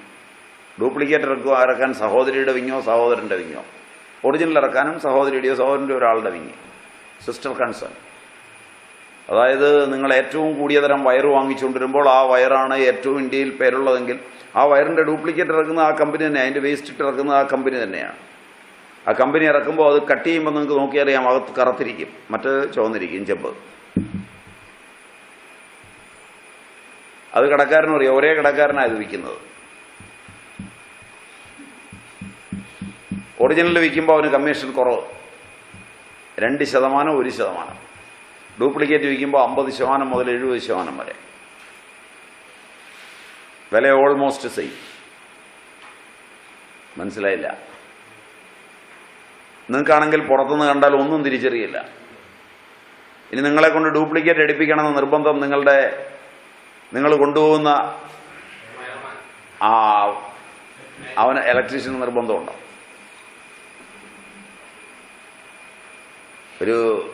നിങ്ങളുടെ നാടിനടുത്തുള്ളൊരു നാട്, ഇവിടെ ഒരു കാറിലൊരു സമയം കൊണ്ടൊരാൾ പോവുകയാണ്. അയാളുടെ ചേട്ടൻ്റെയാണ് ഓട്ടോമൊബൈൽ സ്പെയർ പാർട്ട് കട. കേരളത്തിലെ ഒരുമാതിരി വലിയൊരു സ്പെയർ പാർട്ട് കട. വർക്ക്ഷോപ്പിലേക്ക് കൊണ്ടുവന്ന് കാർ നിർത്തി. കാറിനൊരു ചെറിയ പെശക്, അപ്പോൾ അതൊരു സാധനം മാറണം. അപ്പോൾ വർക്ക്ഷോപ്പുകാരൻ ഇന്നെ മാറണം സാറേ എന്ന് പറഞ്ഞു. അയാൾ ഓടിപ്പോയി തൊട്ടടുത്താണ് കട. അയാളുടെ തന്നെ ചേട്ടൻ്റെ കടയിൽ നിന്ന് സാധനം മേടിച്ചു നോക്കിയിട്ട് പറഞ്ഞു, സാറേ ഇത് ഡ്യൂപ്ലിക്കേറ്റ്. സ്വന്തം ചേട്ടൻ്റെ കടയാണ്, ഡ്യൂപ്ലിക്കേറ്റാണ് സാറേ. ഡ്യൂപ്ലിക്കേറ്റ് മതിയെങ്കിൽ ഇതിട്ട് തരാം, ഒറിജിനലാണ് വേണ്ടതെങ്കിൽ മറ്റത് വാങ്ങിച്ചുകൊണ്ടിരിക്കുക. ഞാൻ പറഞ്ഞെന്ന് പറയണം, കാരണം ഒറിജിനൽ അവിടെ തരും. ഞാൻ പറഞ്ഞെന്ന് സാറി എന്ന് പറഞ്ഞാൽ മതി, തന്നിരിക്കും. ചേട്ടൻ്റെ കട എന്ന് പറഞ്ഞിട്ട് കാര്യമില്ല, പൊക്കോളാൻ പറഞ്ഞു. പോയി കഴിഞ്ഞവൻ്റെ ഒരു ആത്മകഥം, അയാൾക്കൊഴിച്ച് ബാക്കിയുള്ളവർക്കെല്ലാം ഡ്യൂപ്ലിക്കേറ്റ്. അതിന് ഞാൻ കൂട്ടു നിൽക്കണം അല്പം കമ്മീഷന് വേണ്ടി. അയാളുടെ ചേട്ടൻ ഒറിജിനൽ, അവനൊരു ഡ്യൂപ്ലിക്കേറ്റ് ഇട്ട് പോട്ടെ, എൻ്റെ കമ്മീഷൻ എനിക്ക് കിട്ടുകയല്ലേ.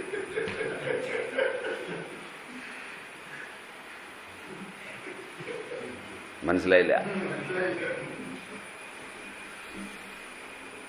എവിടെയാണ് കേരളം?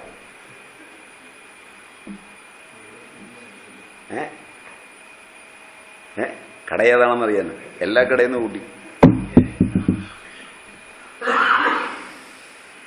ഞാൻ അതിശയോക്തിയൊന്നുമല്ല പറഞ്ഞത്. ആ കാറിൽ നിന്ന് ഞാൻ തന്നെയാണ്, അതുകൊണ്ടാണ് ഞാൻ പറഞ്ഞത്. അത്ര ഉറപ്പിച്ചാ പറഞ്ഞു. അപ്പോൾ ചോദിച്ചു, അയാൾ തന്നില്ലെങ്കിൽ ഇനി അങ്ങോട്ടൊരുത്തനും പോവില്ല എൻ്റെ വർക്ക്ഷോപ്പിൽ വരുന്നത്. മനസ്സിലായില്ല? ചേട്ടനെ വേണോ, സെയിൽസ് വേണോ?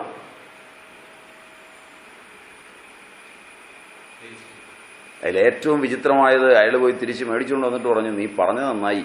അവിടെ ചെന്നപ്പോൾ പുള്ളി പറഞ്ഞു, അതിൻ്റെ ആവശ്യമില്ല, ചേട്ടന് ഇതേ ആവശ്യമുള്ളൂ എന്ന് വെച്ച് ഞാൻ തന്നു വിട്ടതാണ്, മറ്റവൻ പറഞ്ഞത് ശരിയാണ്, ഇതിട്ടാ മതി.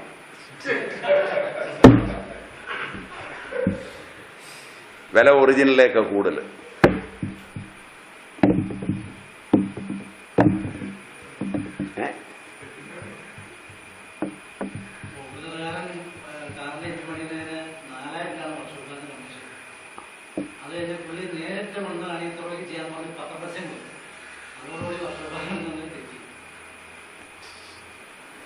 ഇതൊക്കെ നിങ്ങളുടെ നാടാണ്.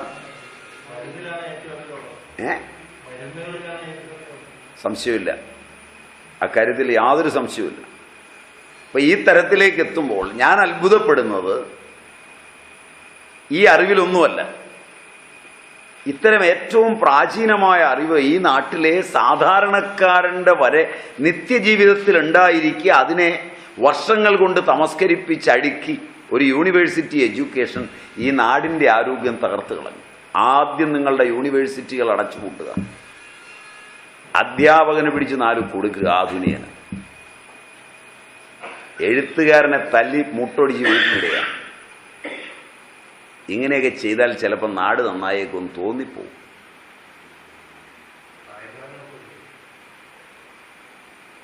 കാരണം ഈ അറിവുകളൊന്നും, ഈ ആധുനികമായ അറിവുകളൊന്നും മനുഷ്യന്റെ നിത്യജീവിതത്തിൽ പെടുന്നില്ല എന്നാണ് ഞാൻ ചൂണ്ടിക്കാണിച്ചത്. സത്യമാണെന്ന് നിങ്ങൾ സമ്മതിക്കുകയാണ് ചെയ്തത്. ശരിയല്ല?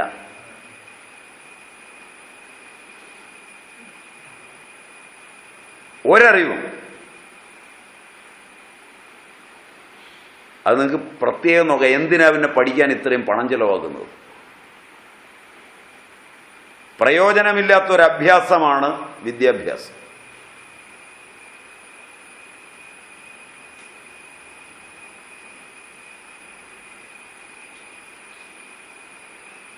വളരെ ആലോചിക്കുന്നതാണ്ടോ കാര്യം.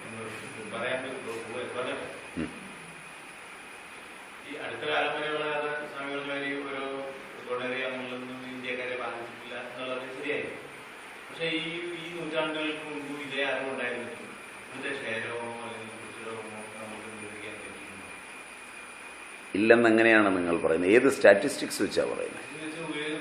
ആളുകളുടെ പ്രസംഗമല്ല, സ്റ്റാറ്റിസ്റ്റിക്സ്. സ്റ്റാറ്റിസ്റ്റിക്സ് എന്ന് പറയുന്ന ഒരു സാധനത്തിന് ഒരുപാട് ടൂൾസ് ഉണ്ട്. ഞാൻ നമുക്ക് ശാന്തമായി പോകാം, തിരക്ക് കൂട്ടാതെ. ശാസ്ത്രം സംസാരിക്കുന്നത് ശാന്തമായി പോകണം. അതുകൊണ്ട് മെല്ലെ നമുക്കൊന്ന് നോക്കാം. സ്റ്റാറ്റിസ്റ്റിക്സിന് ഒരുപാട് ടൂൾസ് ഉണ്ട്. Measures of central tendencies, measures of skewness and kurtosis, measures of standard deviation തുടങ്ങിയ ഒരുപാട് ടൂൾസ് ഉണ്ട്. കേട്ടിട്ടുണ്ടാവും. സ്റ്റാറ്റിസ്റ്റിക്സിൻ്റെ ഏറ്റവും നല്ല ടൂളുകളിൽ ഒന്നാണ് എക്സ്ട്രാപൊലേഷൻ ആൻഡ് ഇൻ്റർപൊലേഷൻ. എന്ന് പറഞ്ഞാൽ ഒരു കാലഘട്ടത്തിലെ നീണ്ട അറിവിൽ നിന്ന് അതിൻ്റെ പിൻകാലത്തേക്കും മുൻകാലത്തേക്കും കണക്ക് കൂട്ടാൻ പറ്റുന്നതുകൊണ്ടാണ് സ്റ്റാറ്റിസ്റ്റിക്സ് ആദരണീയമായിരിക്കുന്നത്. എഗ്രീഡ്? ഡേറ്റ കറക്റ്റാണെങ്കിൽ, അൺബയാസ്ഡ് ആണെങ്കിൽ, അതിൻ്റെ ടൂൾസ് ഉപയോഗിക്കുന്നവൻ മാത്തമാറ്റിക്കൽ കാൽക്കുലേഷനിൽ മിടുക്കനാണെങ്കിൽ, അവന് ഊഹാപോഹ വിചക്ഷണത്വമുണ്ടെങ്കിൽ നിശ്ചയമായും സത്യത്തിലെത്താൻ എളുപ്പമുള്ളൊരു വിഷയമാണ് സ്റ്റാറ്റിസ്റ്റിക്സ്. തിരിച്ചാണെങ്കിൽ lies, damn lies and statistics. Agreed? അങ്ങനെ ഇരിക്കെ കഴിഞ്ഞ 10 കൊല്ലത്തെ വികാസം 1970-80 മുതൽ എങ്കിലും നമ്മുടെ നാടിന് ശാസ്ത്രവികാസത്തിലാണ്. എഗ്രീഡ്? 70 മുതലുള്ള ക്രമവികാസം ആധുനിക ഔഷധങ്ങളിലൂടെ നിയന്ത്രിച്ചു എന്ന് പറയുന്ന രോഗങ്ങളും അവയുടെ പരിണാമഭേദങ്ങളും 70 മുതൽ 2010 വരെ സ്റ്റാറ്റിസ്റ്റിക്സിലായി അടുക്കുക. അങ്ങനെയല്ല നോക്കണ്ടേ. അടുക്കോടെ എഴുതുക. ഓരോ 10 കൊല്ലത്തെ ക്രമമായത് കൂടുകയാണെങ്കിൽ, ശാസ്ത്രം വികസിക്കുന്നതനുസരിച്ചാണ് ഈ കൂടുന്നതെങ്കിൽ ഇതിൻ്റെ ഉത്തരവാദിത്വം പഴമയിലല്ല, സ്റ്റാറ്റിസ്റ്റിക്സിലല്ല, ആധുനികതയിലാണ്.